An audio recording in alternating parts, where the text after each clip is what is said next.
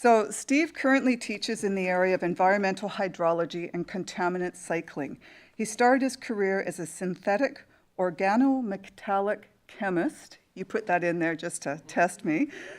During those years, he worked on industrial catalysts for chemical production and the design of new materials.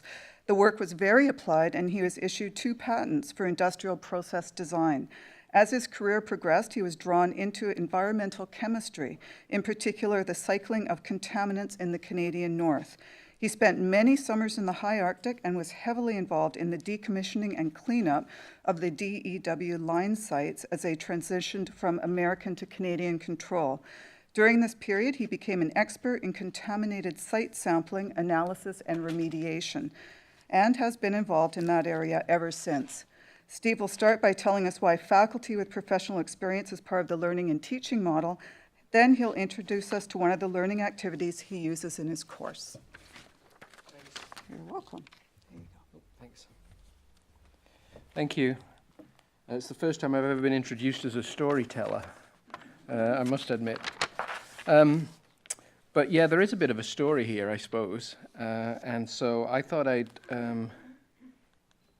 kind of go back to the beginning, if you don't mind, which is the Royal Roads University Act, 1995. And in this act, I think there's some key words that kind of describe why we're where we are. Because this is an act unlike any other university in Canada. There's no university that has an act like this. And so it does make us quite unique.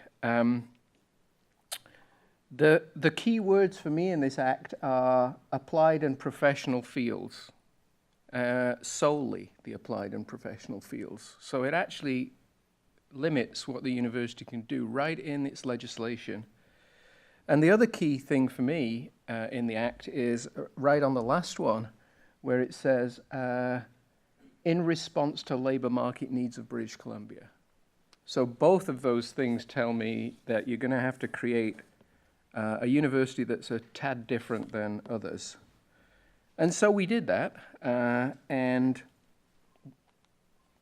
faculty with professional experience are really a key. I think that was number 7 in the learning and teaching model, as I recall, of the 11. You can see that Kay is supporting this, which is really good of her. But when we interpreted that act, it was clear that we needed, I think the term that was used at the time was that we needed people who had mud on their boots in the classroom. So it was clear that, we needed people in the classroom who were actually doing what it was that we were training our students to do. And how we did that, I think you'll see that reflected in so many elements of the learning and teaching model, with, in so many elements. But in particular, I would say with respect to faculty with professional experience is a real key. So if you just compare kind of our approach, and I often do this, with other universities, other universities call associate faculty sessional or contingent faculty. Contingent is the US word, and sessional is the word used predominantly in Canada. There's a reason why we didn't use those words, right? And there's a reason why we used associate faculty, and I think it was because we didn't want associate faculty to, we wanted them to feel like they were a key component of the university's strategy, not as in, and I've written it down, and it might be controversial, but in many cases, universities are driven to the use of sessional faculty for financial reasons, and they're fairly blunt about that.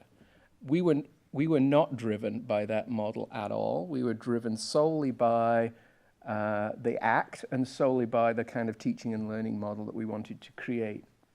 So they were mandate and mission driven rather than financially driven. They're contractors rather than union employees, which again makes a huge difference, because one of the reasons we wanted it that way was so that they really were professionals working out in the field.